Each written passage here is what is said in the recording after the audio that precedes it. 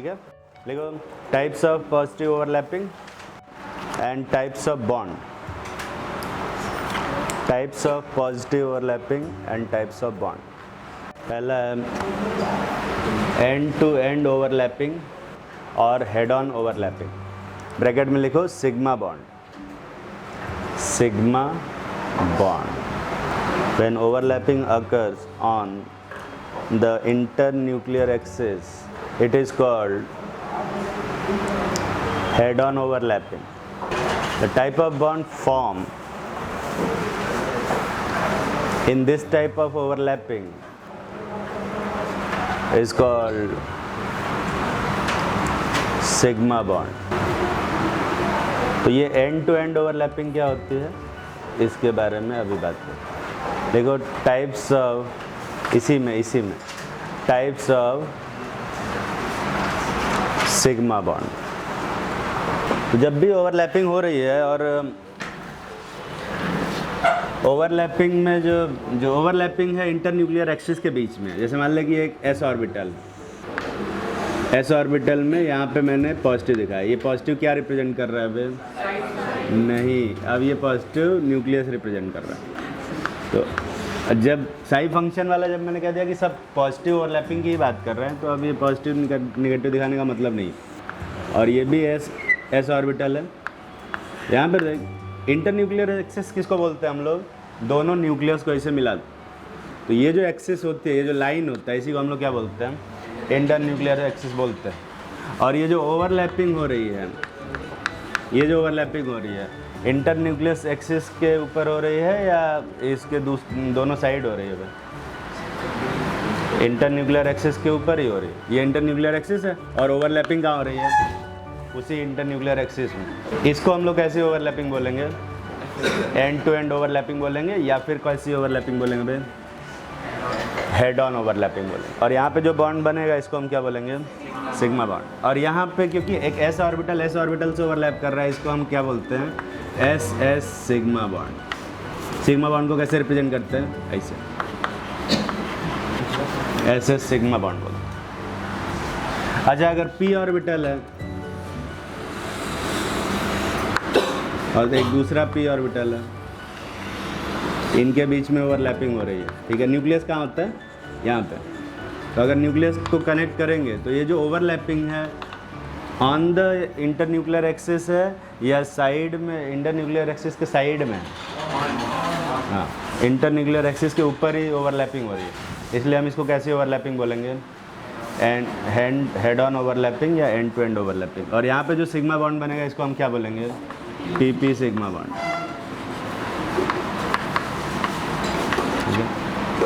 अच्छा, मान लें कि एक पी ऑर्बिटल है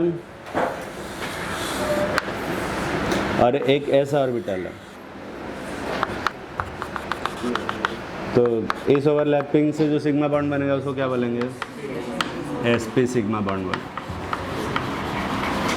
sp सिग्मा बॉन्ड बोलेंगे। देखो टाइप्स ऑफ सिग्मा बॉन्ड में ये तीनों ओवरलैपिंग दिखा लेंगे, बना लिया। अगला देखो side wise overlapping. When overlapping occurs both side of internuclear axis, it is called sidewise overlapping. And the type of bond in this type of overlapping is called कौन सा बॉन्ड है? Pi bond. देखो types of pi bond. तो side wise overlapping क्या होता है वो पहले देख लें, है ना। मान लें कि एक पी ऑर्बिटल है ऐसा, और ये है इंटरन्यूक्लियर, ये है हमारा इस ऑर्बिटल का एक्सिस। यहाँ पे न्यूक्लियस है और दूसरा जो पी ऑर्बिटल है वो कुछ ऐसे है, और ये हमारा न्यूक्लियस है। तो जो ओवरलैपिंग हो रही है वो इंटरन्यूक्लियर एक्सिस के ऊपर हो रही है कि उसके दोनों साइड हो रही है? उसके दोनों साइड हो रही है। तो इस टाइप की ओवरलैपिंग को हम क्या बोलेंगे? Side wise overlapping. और जो बॉन्ड बनेगा यहाँ पे कैसा बॉन्ड बनेगा? पाई बॉन्ड बनेगा। अच्छा, पाई बॉन्ड बनने के लिए या साइड वाइज ओवरलैपिंग के लिए दोनों ऑर्बिटल्स की एक्सिस का क्या होना ज़रूरी है? पैरेलल होना ज़रूरी है। उसमें टाइप्स ऑफ पाई बॉन्ड से पहले लिख लो for sidewise overlapping axis of both orbitals, axis of both orbital must be parallel, must be parallel। लिख लिया बे, टाइप्स ऑफ बॉन्ड में लिखो। अब यहाँ पे ये दोनों कैसे बॉन्ड है, दोनों कैसे ऑर्बिटल है बे, पी, तो इसको हम किस तरह की ओवरलैपिंग बोलेंगे, पीपी ओवरलैपिंग, या फिर हम इसको क्या बोलेंगे, पीपी पाई बॉन्ड।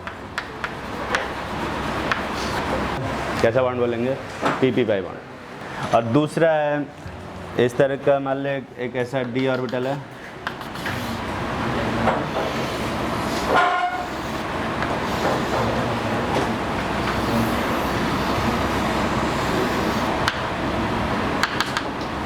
और ये एक पी ऑर्बिटल है, तो न्यूक्लियस यहाँ पे है। ये जो ओवरलैपिंग हो रही है न्यूक्लियर इंटर न्यूक्लियर एक्सिस के ऊपर हो रही है कि दोनों साइड हो रही है, साइड में हो रही है। इसको हम कैसे ओवरलैपिंग बोलेंगे, साइड वाइज। और जो बॉन्ड बनेगा उसको हम क्या बोलेंगे, डीपी पाई बॉन्ड। कुछ लोग इसको डी पाई पी पाई बॉन्ड भी बोलते हैं, और कुछ लोग इसमें से पाई कॉमन लेके डीपी पाई बॉन्ड। और इसको पाई से मल्टीप्लाई अगर किया जाए तो इसको हम लोग पी पाई बॉन्ड भी बोलते हैं।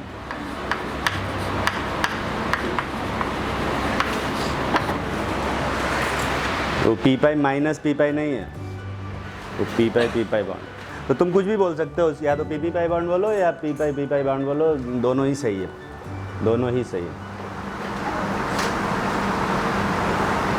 अच्छा, अगर लॉजिक से देखा जाए तो डी डी पाई बॉन्ड भी बनना चाहिए, है ना। अब अगर पी पी बन रहा है और डी पी बन रहा है तो डी डी भी बनना चाहिए, है कि नहीं भाई। पर अभी ऑब्जर्वेशन में अभी तक कोई ऐसा डी डी पाई बॉन्ड मिला नहीं, तो नहीं मिला तो नहीं मिला, जो नहीं मिला उसके बारे में नहीं पढ़ा। लेकिन एक छोटा सा क्वेश्चन, अच्छा फोटो बना रहे हो क्या, जल्दी बनाओ फोटो। लिखो क्वेश्चन,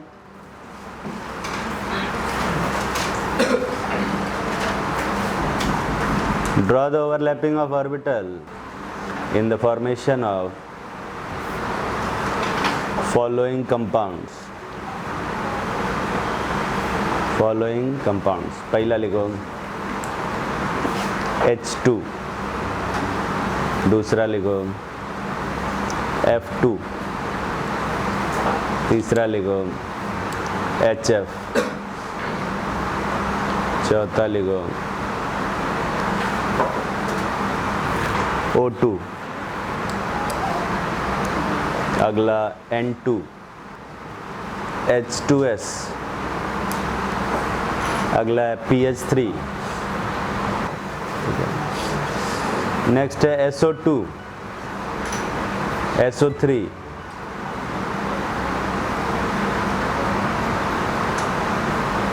NH3, NH3, बस ठीक। कितना हो गया भाई, 10, ठीक है ना, ठीक।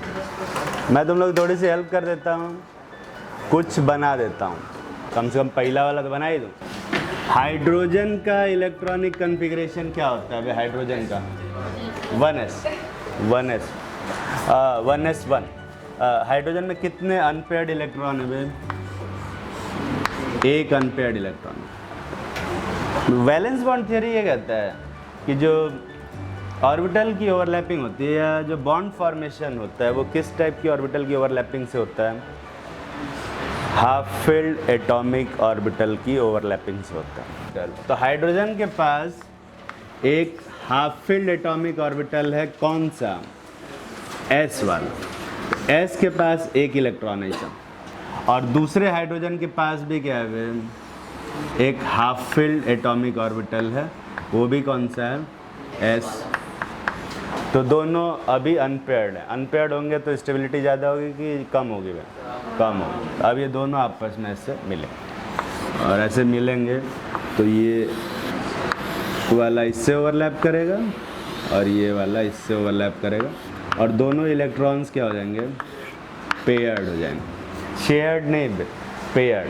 शेयर्ड इलेक्ट्रॉन का कॉन्सेप्ट ख़त्म, हाँ, तो अब क्या पढ़ेंगे, पेयर्ड इलेक्ट्रॉन का कॉन्सेप्ट। तो जितने भी अनपेयर्ड इलेक्ट्रॉन होंगे सारे इलेक्ट्रॉन बस पेयर कर, स्टेबिलिटी क्या हो जाएगी, आ जाएगी। तो यहाँ पे कौन कौन से ऑर्बिटल आपस में ओवरलैप कर रहे हैं, एस वाला और एस वाला। तो यहाँ पे अच्छा, ये एंड टू एंड ओवरलैपिंग है कि साइड वाइज ओवरलैपिंग है, एंड टू एंड। तो कैसा बॉन्ड बनेगा, सिग्मा बॉन्ड। और ये जो सिग्मा बॉन्ड होगा हाइड्रोजन हाइड्रोजन के बीच में, हाइड्रोजन हाइड्रोजन के बीच में, इस बॉन्ड को हम क्या बोलेंगे, एस एस सिग्मा बॉन्ड। समझ में, तकलीफ में तो नहीं ना होवे, समझ में आ रहा है ना। ये है एस एस सिग्मा। जल्दी से फोटो बनाओ। और अगला मैं लिखता हूँ F2 का। फ्लोरीन का इलेक्ट्रॉनिक कन्फिग्रेशन करेंगे तो क्या आएगा, 1s2 2s2 2p क्या 5। इसके पास कोई अनपेयर्ड इलेक्ट्रॉन है कि नहीं है, किसमें है बे, p ऑर्बिटल में। जब ऐसे करोगे तो एक अनपेयर्ड इलेक्ट्रॉन, और वो कौन किस टाइप के ऑर्बिटल में है, p ऑर्बिटल। तो हम यहाँ पे p ऑर्बिटल एक लेंगे और एक दूसरा p और दूसरा F2 मॉलिक्यूल होगा, फ्लोरीन मॉलिक्यूल, F2 नहीं बे, फ्लोरीन मॉलिक्यूल, फ्लोरीन एटम होगा जिसके पास एक अनपेयर्ड इलेक्ट्रॉन होगा। दोनों के पास एक एक अनपेयर्ड इलेक्ट्रॉन है इन विच ऑर्बिटल में, p ऑर्बिटल। तो अभी स्टेबल है कि अनस्टेबल, ये दोनों मिला क्या करेंगे, ओवरलैपिंग करेंगे। तो ऐसे ओवरलैप होगा।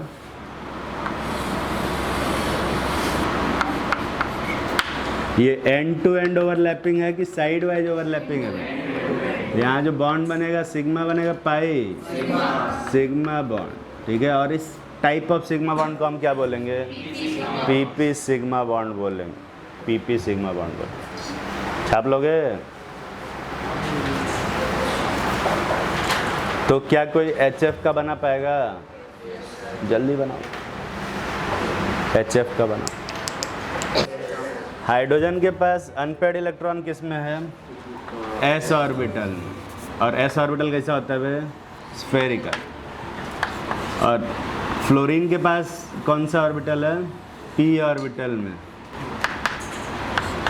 तो यहाँ जो सिग्मा बॉन्ड बनेगा कैसा सिग्मा बॉन्ड होगा, sp सिग्मा बॉन्ड। ऑक्सीजन का इलेक्ट्रॉनिक कन्फिग्रेशन आता है तो लोगों, ऑक्सीजन का एटॉमिक नंबर है 8। ये आएगा 1s2 2s2 2p क्या 4। अब इसके पास कितने अनपेयर्ड इलेक्ट्रॉन हैं, 2 अनपेयर्ड इलेक्ट्रॉन, और दोनों किस में हैं, p में, ठीक है। दोनों किस में हैं, p में। तो मान लेते हैं एक py है और pz, मान लेते हैं एक py है और किस में है, pz। तो एक p ऑर्बिटल हम pz ऑर्बिटल को मानते हैं इंटरन्यूक्लियर एक्सिस। कौन से ऑर्बिटल को मानते हैं वे, z ऑर्बिटल को इंटरन्यूक्लियर एक्सिस मानते हैं। तो एक ऑक्सीजन जब यहाँ पे होगा, है ना, ये ऑक्सीजन एटम है, बना नहीं रहा हूँ, यहाँ लिख नहीं रहा हूँ मैं, अपने मन समझ जाना कि ये ऑक्सीजन एटम का सेंटर है और दूसरा ऑक्सीजन एटम का सेंटर ऐसे, ठीक है। तो एक p ऑर्बिटल और दूसरे p ऑर्बिटल बीच में क्या हो रहा है, एंड टू एंड ओवरलैपिंग हो रही है। ये दिखाई दे रहा है। इसको हम कौन सी एक्सिस माने हैं, z एक्सिस, है ना।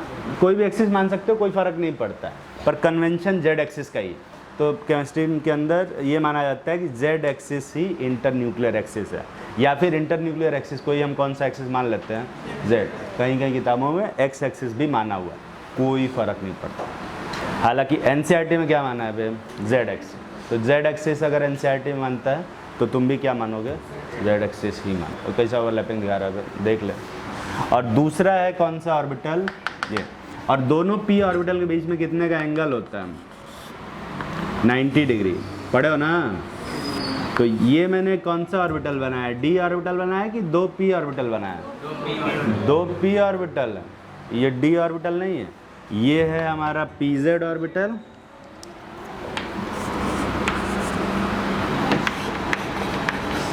और ये हमारा कौन सा, py ऑर्बिटल।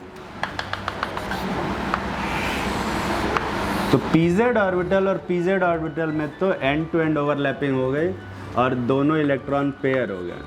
पर py ऑर्बिटल के अंदर जो इलेक्ट्रॉन है वो क्या पेयर हुए कि नहीं हुए बे, नहीं हुए, ठीक है। तो ये कैसे पेयर होंगे, ये कैसे पेयर होंगे? साइड वाइज ओवरलैपिंग से। तो ये वाला इससे ओवरलैप करेगा, है ना, और नीचे से ओवरलैप करेगा। पर ये तो बहुत दूर है बे, इतना दूर से ओवरलैपिंग हो पाएगी कि नहीं हो पाएगी? अरे होगी कि नहीं होगी बे? वो तो पास होना चाहिए ना। हाँ, तो ये पास ही है। क्या ऑर्बिटल यहीं तक होता है जहाँ तक बनाए हैं, कि इधर भी होता है बे? अरे बोल, होता है, इधर भी होता है, पढ़े हो ना। ये सिर्फ क्या बनाया मैंने? Close surface diagram. याद है एटॉमिक स्ट्रक्चर? ये सिर्फ क्लोज सरफेस डायग्राम। ऑर्बिटल इस लाइन के इस तरफ भी है कि नहीं है? है बे, ठीक है। तो यहाँ पे बीच में कहीं पे थोड़ा सा ओवरलैपिंग होगा कि नहीं होगा? अरे बोल। और वो जो टाइप ऑफ ओवरलैपिंग होगा उसको हम क्या बोलेंगे?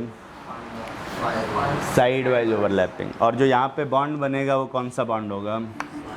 PP pi bond. अच्छा, किस में ओवरलैपिंग अच्छी हो रही है? ये पीपी सिग्मा बॉन्ड में कि पीपी पाई बॉन्ड में? सिग्मा में ओवरलैपिंग अच्छी हो रही है। तो अच्छी ओवरलैपिंग होगी तो स्ट्रॉन्ग बॉन्ड बनेगा कि वीक बॉन्ड में? स्ट्रॉन्ग। तो सिग्मा बॉन्ड स्ट्रॉन्ग होगा कि पाई बॉन्ड में? सिग्मा बॉन्ड स्ट्रॉन्ग होता है। तो जहाँ भी एंड टू एंड ओवरलैपिंग होता है उसमें अच्छा अमाउंट ऑफ ओवरलैपिंग होता है ना, एक्सटेंट का ओवरलैपिंग का ज़्यादा होता है। और जिसमें भी साइड वाइज ओवरलैपिंग होगा उसमें ओवरलैपिंग कम होता है। हालांकि जब ऐसे देखते हैं ना कि ऐसा है एंड टू एंड और ऐसा है साइड वाइज, तो साइड वाइज ओवरलैपिंग हमें क्या लगती है? ज़्यादा लगती है। पर एक्चुअली में साइड वाइज ओवरलैपिंग क्या है? बहुत ही कम, बहुत ही कम है। दिख रहा है साइड वाइज ओवरलैपिंग दिखाई भी दे रही है क्या? नहीं। पर यहाँ पे साइड वाइज ओवरलैपिंग है कि नहीं है? है। पर क्योंकि हम क्लोज सरफेस डायग्राम इतना ही बनाते हैं तो ओवरलैपिंग कैसे दिखाएंगे? ऐसे तीर बना, मतलब लाइन ऐसे खींच, ऐसे लाइन खींच देना। इसका मतलब क्या है कि ओवरलैप कर, क्योंकि यहाँ ऐसे बीच में ऐसा बनाओगे ना तो बहुत गंदा हो जाएगा। समझ आ रहे हो? कैसा बनाएंगे तो बहुत गंदा हो जाएगा। अब ऐसा है कि पी ऑर्बिटल इतना बड़ा बनाए कि यहाँ पे ओवरलैपिंग होता हुआ दिखे, बहुत ही गंदा बना मत देना।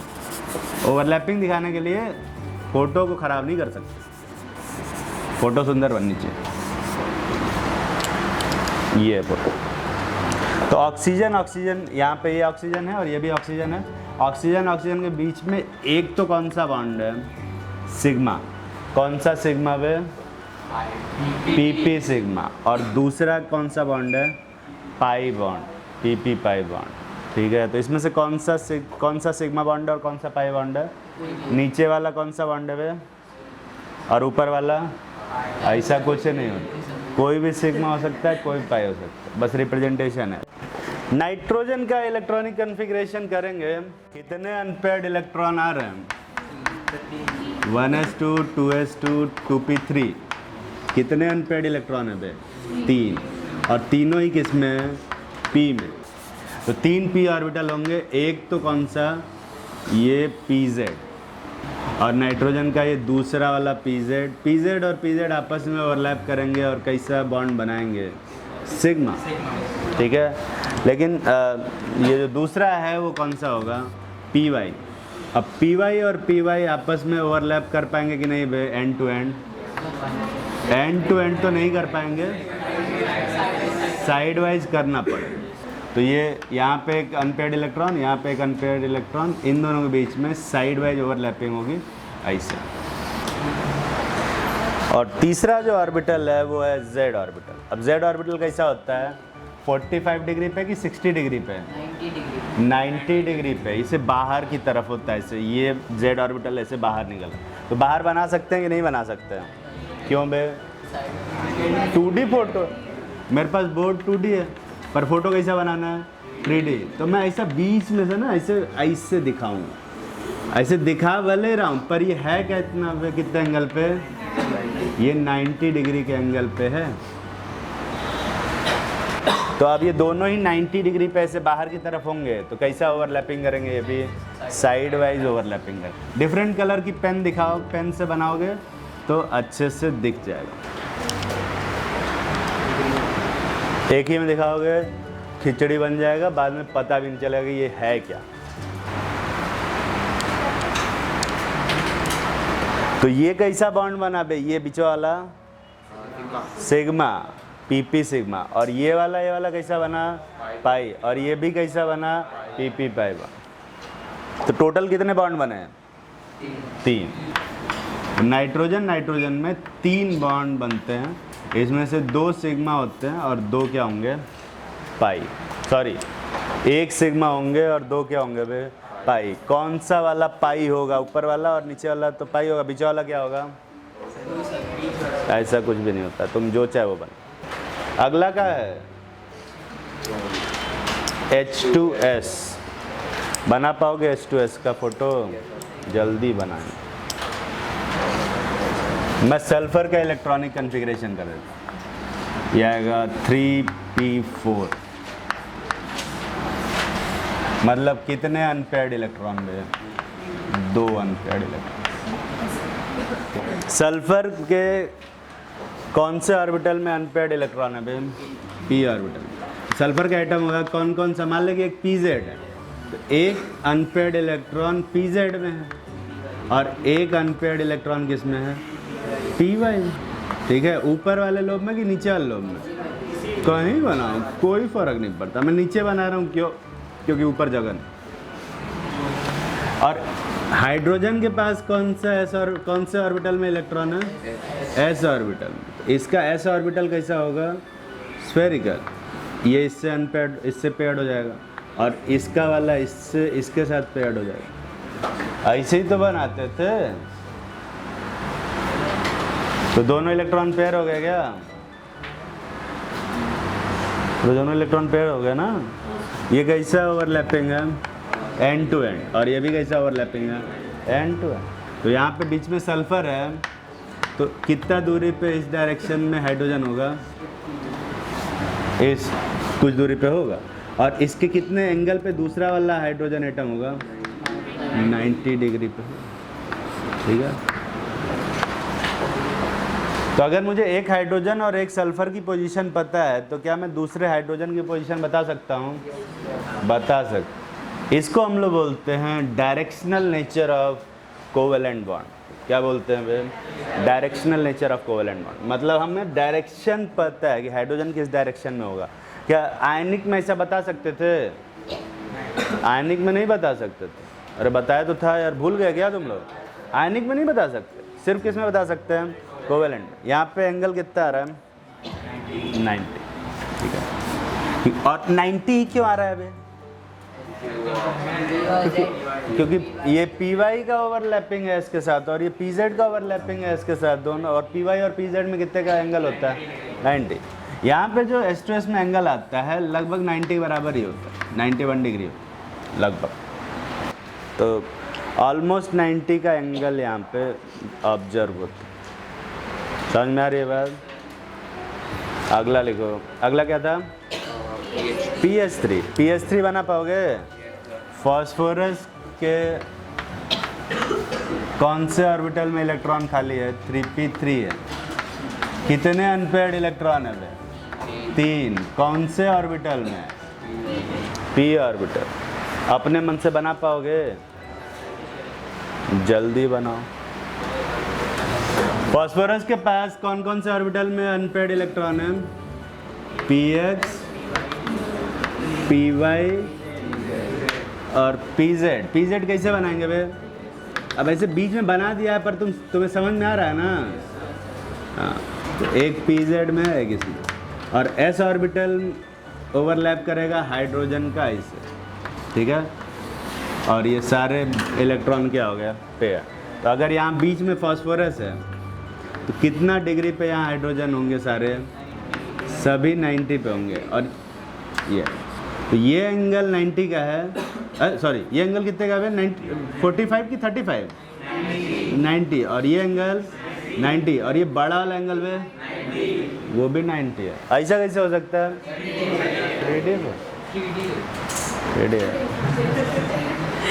3D चश्मा लगाए हो, समझ में आ रहा है कि नहीं बे? और इसीलिए pH3 में जो बॉन्ड एंगल होता है वो भी ऑलमोस्ट 90 होता है, इसीलिए 90। ठीक है, अगला क्या था? SO2। सल्फर के आउटर मोस्ट शेल में कितने इलेक्ट्रॉन है? सल्फर का इलेक्ट्रॉनिक कन्फिग्रेशन क्या होता है? 3s2 3p4, यही है ना? तो 3s2 में एक इलेक्ट्रॉन ऐसा, 2 इलेक्ट्रॉन ऐसे हैं, और 3p4 में कितने अनपेयर्ड इलेक्ट्रॉन हैं? 2 अनपेयर्ड इलेक्ट्रॉन। अच्छा, ऑक्सीजन के पास कितने अनपेयर्ड इलेक्ट्रॉन हैं? 2s2 2p2 होता है। इसके पास भी कितने अनपेयर्ड इलेक्ट्रॉन हैं? 2 अनपेयर्ड इलेक्ट्रॉन। दिखाई दे रहा है ना? ध्यान से सुनना बे। लेकिन हमें स्ट्रक्चर बनाना है SO2 का, वही लिखा है, बनाया नीचे वो भी तो देख, ऑटो करेक्ट कर लिया करो यार। SO2 में कितने ऑक्सीजन है हमारे पास? 2, और सल्फर कितना है? 1। तो ऑक्सीजन कितना इलेक्ट्रॉन पेयर्ड करना चाहता है? 2 इलेक्ट्रॉन पेयर करना चाहता है। और कितने ऑक्सीजन है? 2, है ना? तो टोटल कितने अनपेयर्ड इलेक्ट्रॉन हुए? 4। और हमें तो फिर कितने अनपेयर्ड इलेक्ट्रॉन चाहिए होंगे? 4 चाहिए होंगे, तभी तो पेयर्ड होंगे। तो 4 अनपेयर्ड मतलब 4 सिंगल लोग हैं, तो हमको 4 सिंगल और लोग चाहिए ना, तभी तो पेयर बनाएंगे। तो ऑक्सीजन के पास 4 अनपेयर्ड इलेक्ट्रॉन है, तो हमें सल्फर के पास भी कितने चाहिए होंगे? 4। पर सल्फर के पास हैं कितने? 2। तो क्या होगा फिर? हो पाएगा ओवरलैपिंग? अरे बोलो, नहीं हो पाएगा। तब हम इसे क्या करेंगे? ऐसी सिचुएशन में जब अनपेयर्ड इलेक्ट्रॉन कम पड़ते हैं, ठीक है, तो हम हमेशा इलेक्ट्रॉन को जंप कराते हैं। तो हम यहाँ क्या करेंगे? यहाँ पे देख 3d 0 है। 3d ऑर्बिटल में इलेक्ट्रॉन है कि नहीं है? नहीं है। तो हम क्या करते हैं? इलेक्ट्रॉन को कुदा के 3d में कर देते हैं। तो 3s2 आया, 3p3 हुआ, और 3d क्या हुआ बे? 1। तो अभी p वाले में कितने अनपेयर्ड इलेक्ट्रॉन हो गया? 3। और d वाले में कितने अनपेयर्ड इलेक्ट्रॉन हो गया? 1।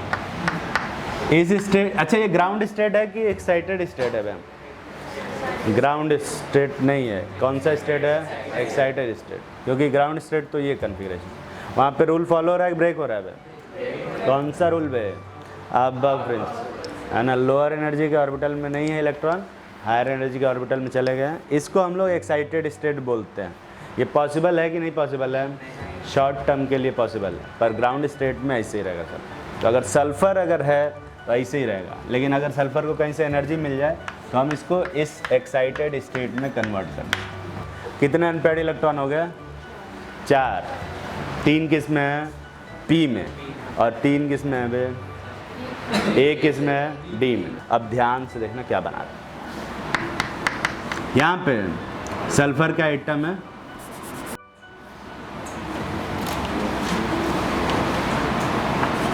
और इसके पास 4 ऑर्बिटल में अनपेयर्ड इलेक्ट्रॉन है। एक तो pz में होगा, और दूसरा किस में होगा? py में। तीसरा किस में होगा बे? px में। ठीक है ना? और एक d ऑर्बिटल होगा, वो मैं बना नहीं पाऊंगा, इसलिए अभी बना नहीं रहा। अच्छा, ऑक्सीजन के पास किस में ऑर्बिटल है? एक py में और एक किस में होगा? pz। तो pz वाला है, तो pz वाले से एंड टू एंड ओवरलैपिंग करेगा, क्या बना है? सिग्मा। और इसका जो py वाला है, इसके py वाले से साइड वाइज ओवरलैपिंग करेगा, और क्या बनाएगा? पाई बॉन्ड बना लिया। तो यहाँ एक सिग्मा बॉन्ड का फॉर्मेशन हुआ है ऑक्सीजन और सल्फर ऑक्सीजन के बीच में, और एक पाई बॉन्ड का फॉर्मेशन दिख रहा है ना? अब एक इसके पास कौन सा ऑर्बिटल है? p ऑर्बिटल में unpaired electron.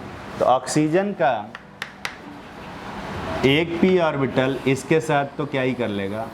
And to and overlapping कर लेगा, और इलेक्ट्रॉन को क्या कर लिया बे? पेयर। लेकिन ऑक्सीजन के पास एक और ऑर्बिटल है py वाला, जिसमें अनपेयर्ड इलेक्ट्रॉन है, ठीक है। और सल्फर के पास कौन से ऑर्बिटल में अनपेयर्ड इलेक्ट्रॉन है? d ऑर्बिटल में। तो मैं यहाँ पे d ऑर्बिटल बना रहा हूँ, ध्यान से देखिए।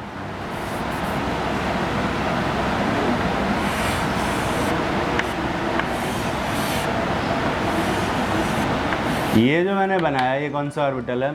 d orbital.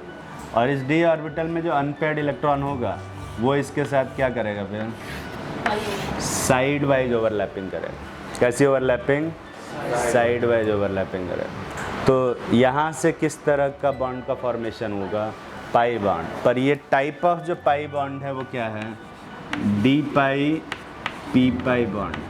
ये टाइप ऑफ बॉन्ड क्या है, पी पाई बॉन्ड या पी पाई बॉन्ड बोल सकते। समझ में आ रहा है। ये जो टाइप ऑफ सिग्मा बॉन्ड है वो क्या है, पी सिग्मा बॉन्ड। अरे पी ऑर्बिटल ही ओवरलैप किया ना, और ये भी पी ऑर्बिटल ओवरलैप किया। तो ये पी सिग्मा बॉन्ड है, ये भी पी सिग्मा बॉन्ड है, पर ये पी पाई बॉन्ड है और ये क्या है, डी पाई बॉन्ड। तकलीफ में हो, बहुत अच्छा छाप पाओगे, कोशिश तो कर ही लो। डिफरेंट कलर की पेन से बनाओगे तो डी ऑर्बिटल अलग दिखेगा, वरना उसमें पता ही नहीं चलेगा कौन डी ऑर्बिटल है और कौन पी ऑर्बिटल। तुम्हें पी और डी ऑर्बिटल समझ में आ रहा है ना, कौन डी है और कौन पी है। हाँ, तो पी ऑर्बिटल्स को अलग कलर से बनाना और डी ऑर्बिटल को अलग कलर से, तो डिफ्रेंशिएट कर पाओगे, नहीं तो पता ही नहीं चलेगा, बाद में पता चलेगा कि जलेबी बना दी। अच्छा, अगर SO3 बनाना हो, SO2 बना लिया ना, मान ले कि मुझे SO3 बनाना, मान ले क्या बनाना ही है, अगले क्वेश्चन में बनाना है ना। तो अब मेरे पास कितने ऑक्सीजन हैं, 3 ऑक्सीजन। और जब 3 ऑक्सीजन होंगे तो कितने अनपेयर्ड इलेक्ट्रॉन हो गए, 6। तो अब हमें कितने अनपेयर्ड इलेक्ट्रॉन और चाहिए भाई, 6 अनपेयर्ड इलेक्ट्रॉन चाहिए। कहाँ से आएगा 6 अनपेयर्ड इलेक्ट्रॉन, तो सल्फर का भी 1 इलेक्ट्रॉन यहाँ पे कुदा दें। तो पहला इलेक्ट्रॉन तो कुदा ही चुके हैं, अब क्या करेंगे, ये दूसरा सल्फर हाइड्रोजन, ये सॉरी s ऑर्बिटल का भी 1 इलेक्ट्रॉन कुदा दें। कितने अनपेयर्ड इलेक्ट्रॉन हो गए, 6। एक किस में है, s ऑर्बिटल में, एक किस में है, p ऑर्बिटल में, सॉरी 3 p ऑर्बिटल में और 2 किस में है बे, d ऑर्बिटल। अभी यहाँ बना रहा हूँ पर तुम मत बनाना, तुम खाली समझ लेना। इस सल्फर के पास एक s ऑर्बिटल में इलेक्ट्रॉन होगा और एक d ऑर्बिटल और होगा जिसमें इलेक्ट्रॉन होगा, और यहाँ पे एक ऑक्सीजन होगा जिसके पास p ऑर्बिटल में 1 इलेक्ट्रॉन होगा जो इससे पेयर कर लेगा, और इसके पास जो py ऑर्बिटल में जो इलेक्ट्रॉन होगा वो किससे ओवरलैप कर पाएगा, इस d वाले से ओवरलैप कर पाएगा। तो एक तो सिग्मा बॉन्ड बन गया sp सिग्मा बॉन्ड, लेकिन दूसरा वाला ऑर्बिटल किससे ओवरलैप कर रहा है, d से। तो ये कौन सा बॉन्ड बनेगा, d पाई p पाई बॉन्ड। फोटो समझ में आ रहा है, नहीं समझ में नहीं आया, पर दिमाग में फोटो बन रहा है। अरे पर दिमाग में फोटो बन रहा है कि नहीं बन रहा है बे, थोड़ा कि बहुत बे,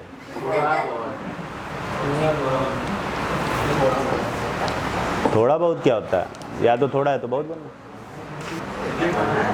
बना पाओगे। तो याद रखना फिर कि SO2 में कितने सिग्मा बॉन्ड होते हैं, अरे कितने सिग्मा बॉन्ड है, SO2 वाला तो कम से कम गिनो, 2 सिग्मा बॉन्ड, दोनों PP सिग्मा बॉन्ड है, दिख रहा है ना। पर कितने पाई बॉन्ड है, 2 पाई बॉन्ड, 4, 2 पाई बॉन्ड, लेकिन उसमें से एक p पाई बॉन्ड है और दूसरा p पाई d पाई बॉन्ड। समझ में आ रहा है। लेकिन SO3 के अंदर कितने p पाई बॉन्ड है, पाई बॉन्ड कितने हैं बे, 3। पाई बॉन्ड कितने हैं, 3, है ना। SO2 का स्ट्रक्चर बनता है ऐसे। तो यहाँ पे एक सिग्मा और एक पाई है, और यहाँ पे एक सिग्मा एक पाई, और यहाँ भी एक सिग्मा और एक पाई है। एक सिग्मा एक पाई जो यहाँ पे है वो कौन सा पाई है, p पाई v पाई, और यहाँ जो वाला पाई है वो कौन सा है, d पाई v पाई। लेकिन SO3 में यहाँ 3 सिग्मा है और 3 पाई है। एक पाई कौन सा पाई है, p पाई v पाई, और ये वाला पाई कौन सा है, d पाई p पाई, और ये वाला भी कौन सा है, d पाई p। इंफॉर्मेशन पढ़ा रहे हैं भाई, क्वेश्चन नहीं दिए थे, सब ऐसे ही पढ़ाएंगे। तो एग्ज़ाम में क्वेश्चन ऐसे ही आता है, मैं बता देता हूँ कैसा क्वेश्चन आता है। तो एग्ज़ाम में क्वेश्चन आता है कि SO3 में कितने D पाई P पाई बॉन्ड, कितने, 2। SO2 में कि SO3 में भी? SO3 में 2 D पाई P पाई बॉन्ड, और SO2 में कितने हैं? 1। बस यही कुछ समझ में आ रहा है कि लिखवा दे टेबल बना के। लिखो इन SO2 there are 2 sigma bonds,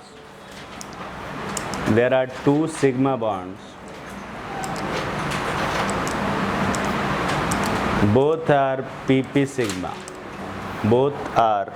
sigma, and 2 pi bonds, one is PP pi bond and other is DP pi bond।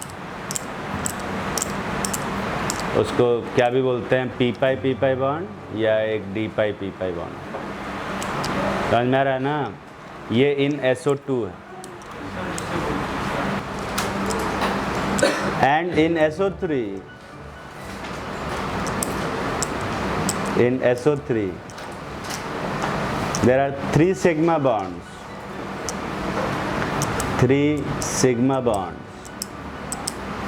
and 3 pi bonds.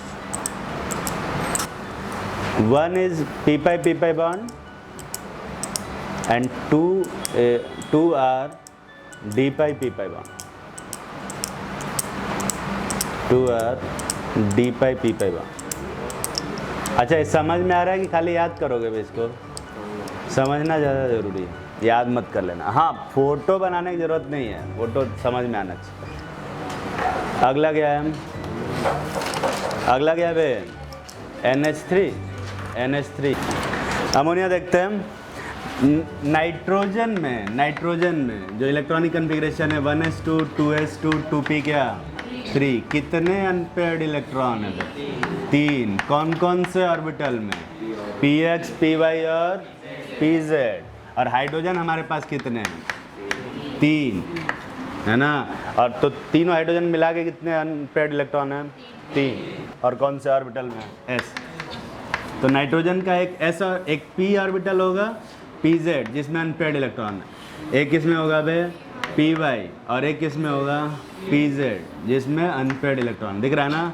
और हाइड्रोजन का कौन सा ऑर्बिटल ओवरलैप करेगा इनसे? s। तो ये s ऑर्बिटल ओवरलैप किया, पेयर हो गया। ये s ऑर्बिटल ओवरलैप किया, पेयर हो गया। और ये भी s ऑर्बिटल ओवरलैप किया, क्या हो गया? पेयर। तकलीफ में तो नहीं हो?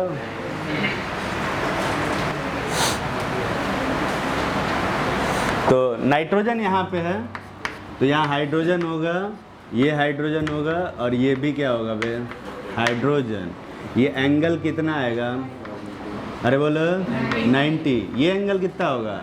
90। और ये बड़ा वाला एंगल कितना होगा बे? वो भी 90। समझ में आ रही है बात? ये कितने लोग अपने मन से सही बना पाए थे या सोच पाए थे? एटलीस्ट सोच लिए थे ना बे? ठीक। लेकिन जब एक्सरे डिफ्रैक्शोमीटर से देखे तो यहाँ जो एंगल आ रहा था 107 आ रहा, और ये बता चुका हूँ पहले, बताया ना। पर वैलेंस बॉन्ड थ्योरी के हिसाब से एंगल कितना आ रहा है? 90। इसका मतलब वैलेंस बॉन्ड थ्योरी क्या है? पूरी तरह से चीज़ों को एक्सप्लेन नहीं कर रहा है। गलत नहीं, मतलब गलत क्या है? ठीक है, लिखो।